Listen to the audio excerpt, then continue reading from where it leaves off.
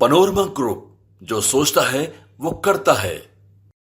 नमस्ते, मेरा नाम धीरज शर्मा है और आप न्यूज हाथ देख रहे हैं। हमारे कार्यक्रम पेपर वाला में आप सभी का बहुत बहुत स्वागत है। तो आज की जो भी मुख्य खबरें हैं एक एक करके चर्चा कर लेते हैं। 2024 समाप्त हो रहा है।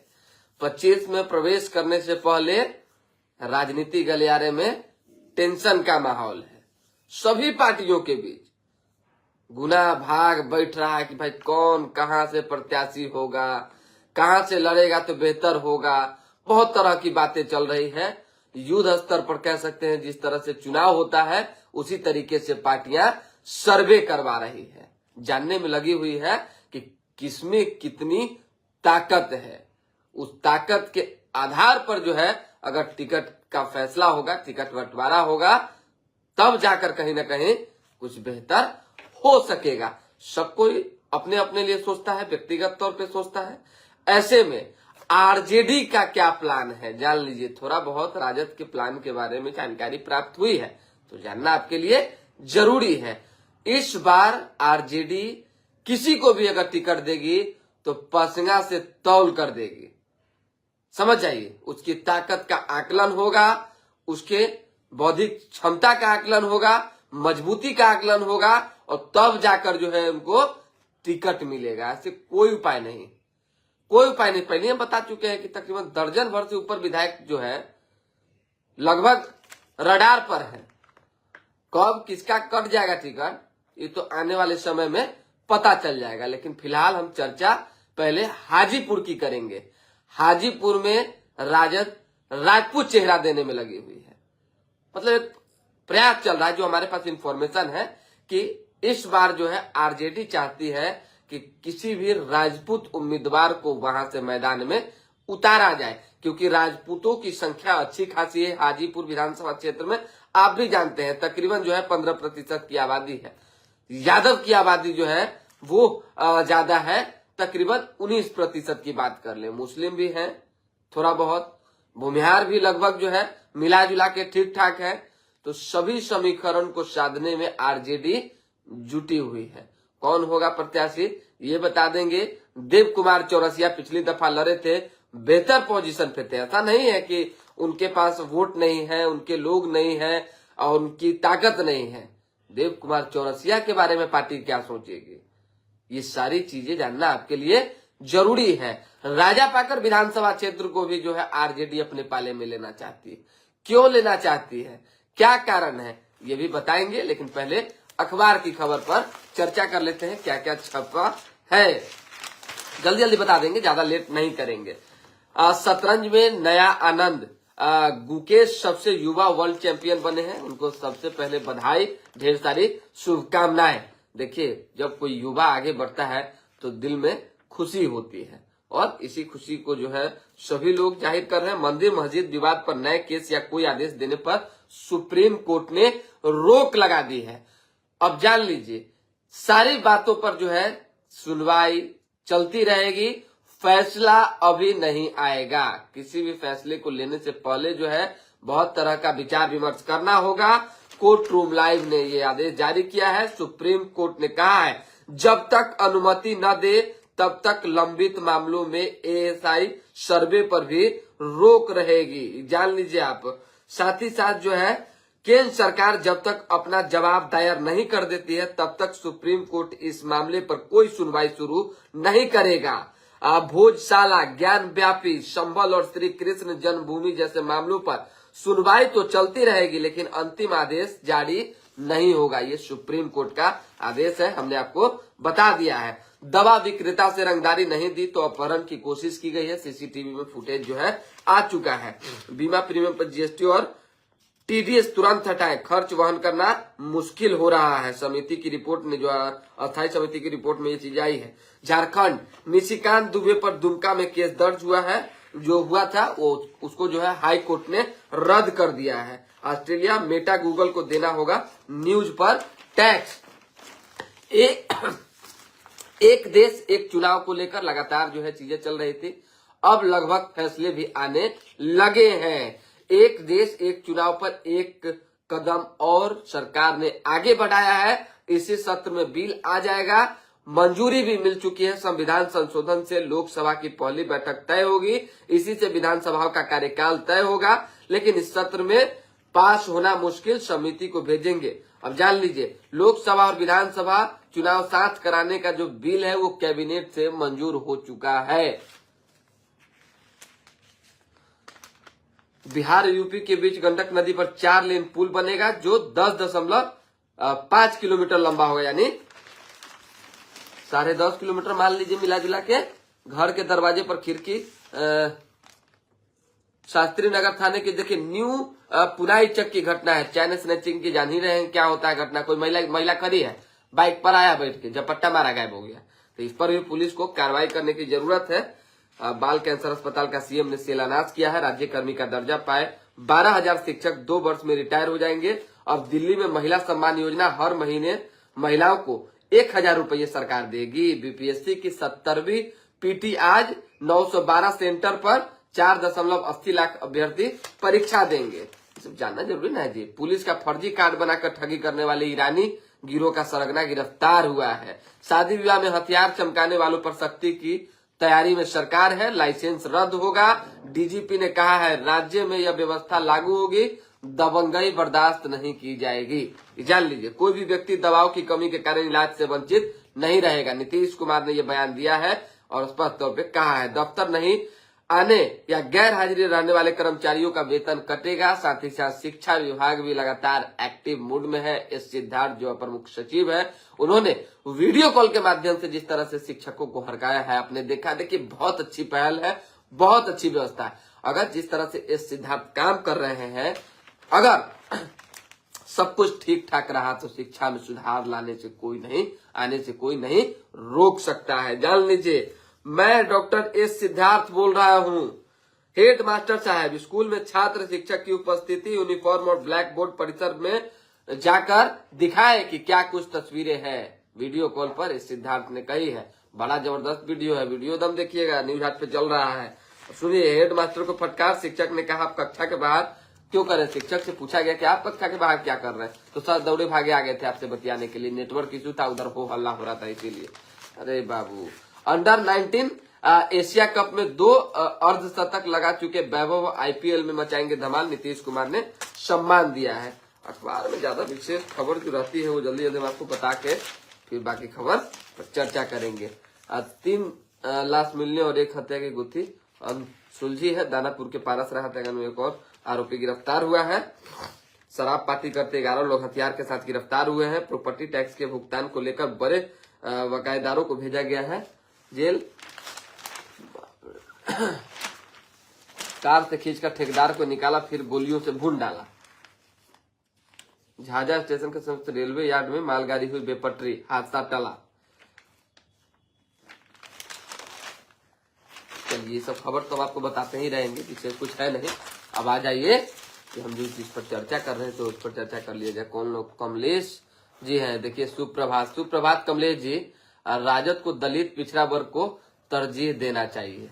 पहले चर्चा हाजीपुर की कर रहे थे, काहेला इधर उधर भटका रहे हैं। एक चीज है कि कुछ लोग कहते हैं कि भाई आप काहेला महुआ के पीछे पड़े हुए हैं, आप काहेला फलना आदमी के पीछे पड़े हुए हैं, चिल्ला आदमी के पीछे पड़े हुए हैं। अरे भाई, वैशाली जिला मेरा क्षेत्र है, उस अधिकार के नाते भी हम वहां का गुनागणित जानते हैं कि नहीं जानते हैं। और हम पटना में बैठे हैं, जो हमारे पास सोर्स है उस सोर्स के हवाले से खबर तो देंगे ही, चाहे एक आदमी के बारे में 74 बार खबर क्यों ना चलानी पड़े। नया नया डेली अपडेट है, ऐसा तो नहीं है कि एक ही अपडेट डेली चल रहा है। नया है या नहीं है सो बताइए। जिस दिन हमने खबर चलाई थी, मुकेश रोशन रोए थे, उस दिन जो है केवल चर्चा ये हुई थी कि तेज प्रताप ने ऐलान किया है हाजीपुर जाकर, इसी बात पर ना। हालांकि उन्होंने पिता की बात को लेकर जो है भावुक हुए तो रोए थे। उसके बाद हमने खबर चलाया कि तेज प्रताप ने कंफर्म कर दिया, बदल गया बात। फिर हमने खबर चलाया कि लालू प्रसाद यादव के करीबी है मुकेश रोशन, और लालू यादव ने उन्हें हरी झंडी दे दी है कि आप आगे बढ़िए, काम कीजिए, क्षेत्र में लग जाइए। तीसरा अपडेट है ना, अपडेट जैसे जैसे होगा खबर वैसे वैसे चलेगा। खैर, अब महुआ को दरकिनार कीजिए, हाजीपुर में आ जाइए। हाजीपुर अवधेश सिंह वहां से विधायक है और अवधेश सिंह 2015 से ही लगातार विधायक है और 24 साल से भाजपा का गढ़ है। समझ जाइए, 2000 से 2015 तक नित्यानंद राय विधायक रहे हैं। आप जानते हैं कि केंद्रीय गृह राज्य मंत्री नित्यानंद राय का भी बड़ा जबरदस्त संघर्ष रहा है हाजीपुर क्षेत्र में और हर तबका का वोट नित्यानंद राय को मिलता रहा है। उसके बाद जो है अवधेश सिंह आए, उपचुनाव 2014 में हुए, उसमें भी जीते, 2015 का भी चुनाव जीते, 20 का भी चुनाव जीते। आप समझ जाइए, अभी तक भाजपा के पाले में जो है हाजीपुर है और कहीं ना कहीं बड़ा मजबूत सीट माना जाता है बीजेपी के लिए हाजीपुर। पिछली बार भी देव कुमार चौरसिया को जब राजद ने उतारा था तो बहुत दाव पेच इधर उधर हुआ, लेकिन फिर भी भाजपा जीती। इस बार जो है अलग तरीके से आरजेडी घुमाने में लगी हुई है। राजद को लगता है कि देव कुमार चौरसिया को जो है हमने सम्मान दिया है, आगे भी देंगे, कहां देंगे, कैसे देंगे, वो हमारे ऊपर छोड़ दीजिए, लेकिन राजपूत वोट पर जब तक चोट नहीं करेंगे, यानी उनको अपने पाले में नहीं लेंगे, तब तक हाजीपुर जीतना संभव नहीं है। लोग कहता है कि राजपूत तो भाई भाजपा के इंटैक्ट वोटर्स हैं, लेकिन ऐसी बात नहीं है। अगर इंटैक्ट वोटर होते तो तिरहुत चुनाव में अभिषेक झा इतनी बुरी तरीके से नहीं हारते। आनंद मोहन का बयान ये नहीं आता कि राजपूत किसी के बंधुआ मजदूर नहीं है। ऐसे में हमने पहले भी बताया था कि कौन लड़ सकता है, किसके नाम की चर्चा है। बहुत लोग हैं भाई राजपूत चेहरा में, जिसको आरजेडी सोच चाहेगी उसको आगे करेगी, लेकिन सर्वे के मुताबिक जो बहुत सारे लोग कह रहे हैं कि भाई फल्ला लड़ेगा, चिल्ला लड़ेगा, उसमें एक वीरा देवी का नाम भी सामने है। वीरा देवी आप जानते हैं 2000 में जेडीयू की टिकट पर जो है राबड़ी देवी के खिलाफ चुनाव लड़ चुकी हैं और स्वर्गीय बृजनाथी सिंह की धर्मपत्नी है। तकरीबन 1 दर्जन बार जो है, 1 दर्जन माफी चाहेंगे, आधा दर्जन से ऊपर 8 बार 7 बार के जो है मुखिया है, वर्चस्व है अपने क्षेत्र में और लगभग राकेश रोशन ने जो लोकप्रियता क्रिएट की है और बनाई है और राजपूतों में जो अपनी एक पहचान है उनकी, इससे ऐसा लगता है कि अगर वीरा देवी को आरजेडी सोचती है टिकट दे, जो चर्चा हम बता देते हैं, जो मेरे कान तक आई हम आपको बताए करेंगे, चाहे जिस साल में बताएं, टिकट देती है तो फिर उधर का गुनागणित जो है कहीं ना कहीं गड़बड़ होगा, भाजपा के लिए एक टेंशन बढ़ेगी। खैर आने वाले समय में पता चलेगा, लेकिन हाजीपुर का इतिहास आप जानते हैं कि कब से कब तक जो है तकरीबन जो है 95 से 2000 तक आप जान लीजिए। आपको हम स्पष्ट तौर पे बता देते हैं कि यहाँ पे समाजवादियों का बोलबाला था। कौन कौन लोग वहां से विधायक थे हाजीपुर से? प्रोफेसर जगन्नाथ प्रसाद आप जानते हैं उनको, मोतीलाल सिन्हा आप जानते हैं, दीप नारायण सिंह, कांग्रेस के सरयू प्रसाद, यही लोग विधायक रहे हैं। समाजवादियों का गढ़ जब उखड़ा तो भाजपा वहां पे सत्ता में आई, यानी भाजपा अपने पाले में उस सीट को ले ली और उसके बाद से आज तक बीजेपी उस जगह पे मौजूद है, तैनात है। लेकिन 25 जो है क्या होगा 25 में ये कोई नहीं जानता है। उसी के जस्ट पहले और बगल में मान लीजिए कि राजापाकर विधानसभा क्षेत्र है, कांग्रेस से प्रतिमा दास विधायक है, उनको लेकर क्या कुछ चर्चा है इस सोशल मीडिया पर आप देख लीजिए। हम कहेंगे तो लय या कि व्यक्तिगत कोई बात हो गया, इसीलिए धीरज शर्मा कुछ कह रहे हैं, हम कुछ नहीं कहेंगे। काम करने वाले लोग पहचाने जाते हैं, इतना जान लीजिए, और काम नहीं करने वाले लोग जो है वो कहीं ना कहीं किसी न किसी रूप में परेशान ही होंगे, विरोधी होगा उनका। और ये भी कहा जा रहा है कि कांग्रेस की सिटिंग सीट राजापाकर है और उसको आरजेडी अपने पाले में लेना चाहती है, क्योंकि बगल बगल का सीट जो है आरजेडी पूरा हथियाना चाह रही है। उसको लग रहा है कि आसपास का जितना सीट है सब हम जो है अपने पाले में कर लेंगे, क्योंकि मुकेश रोशन अभी विधायक है आरजेडी से, महुआ से, तो महुआ भी राजद का है, राघोपुर भी राजद का है, हाजीपुर भी जान ही रहे हैं कि राजद लेती है, उसके बाद राजापाकर भी चाहती है। लेकिन क्या होगा नहीं होगा ये तो भविष्य के गढ़ में है, इस पर ज्यादा विचार विमर्श करने की जरूरत नहीं है, आप जान लीजिए। थोड़ा बहुत आपको बता देते हैं कि मुस्लिम वोट बैंक भी बड़ा मतलब कि 8% है, एमवाई समीकरण सेट होगा। इसी बीच जो है एआईएमआईएम के प्रत्याशी भी होंगे, थोड़ा बहुत दहना बाया कटेगा। भूमिहार के वोट काटने के लिए जन सुराज की ओर से प्रशांत किशोर होंगे। हम सब 25 की बात कर रहे हैं। देखिए लोग कह रहा है कि 25 अभी बड़ा दूर है, बड़ा दूर है, कुछ दूर नहीं है। 24 तो समाप्त है, 25 में प्रवेश किए। जैसे ही प्रवेश कीजिएगा ग्रांट तैयार है। आपको क्या लग रहा है कि नेता घरे बैठे हुए हैं? पार्टी के लोग घर में बैठा हुआ है? सब लोग जाल बिछाए हुए हैं, सब लोग अपनी तैयारी में लगा हुआ है। हर एक व्यक्ति जो है वो मैदान में डटा हुआ है। सर्वेयर से सर्वे हो रहा है, एजेंसियां रिपोर्ट सौंप रही है पटना में नेताओं को।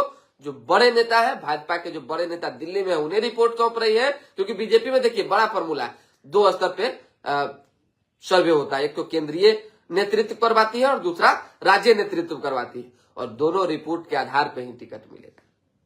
थोड़ा बहुत बोले तो लालगंज पर भी बोल ही देते हैं। लालगंज की भी जबरदस्त चर्चा है, लेकिन इस पर कल बताएंगे। अन्नू शुक्ला को टिकट मिलने की बात लगभग फाइनल, मतलब मिलने ही जा रहा है समझिए। तो इस बार राजपूत और भूमिहार में पिछले दफा की तरह जो है फिर टक्कर होगा। लेकिन बीच में कौन कूदा?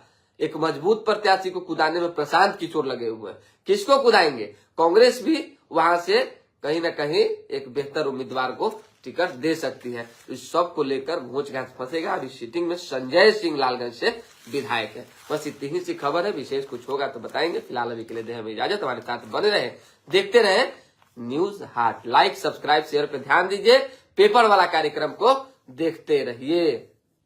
कौन लोग कमेंट किए हुए हैं थोड़ा देख लेते हैं। राणा संजय सिंह जी, देखिए खांटी दर्शक है हमारे। मुझे ऐसा नहीं लगता है हाजीपुर से राजद कोई राजपूत उम्मीदवार बनाएगा। अरे भाई, सबका अपना अपना विचार है, हम आपके विचार का समर्थन कर देते हैं, क्या दिक्कत है? जो इंफॉर्मेशन हमारे पास आएगी वो हम आपको बताएंगे। हम बताएं तभी तो सीट और जात और फलना ठिकान चर्चा में आया है कि नहीं आया? हमको भी कोई कहवे ना किया जी। इसीलिए आप निश्चिंत रहिए, खबर का आनंद लीजिए। चर्चा पर चर्चा का माहौल जब गर्म होता है तो उसी में कहा सुनी शुरू होती है, और उसी में मन भी लगता है आदमी को। तो मन लगाते रहिए, अपने लोगों से बतियाते रहिए। बहुत बहुत धन्यवाद।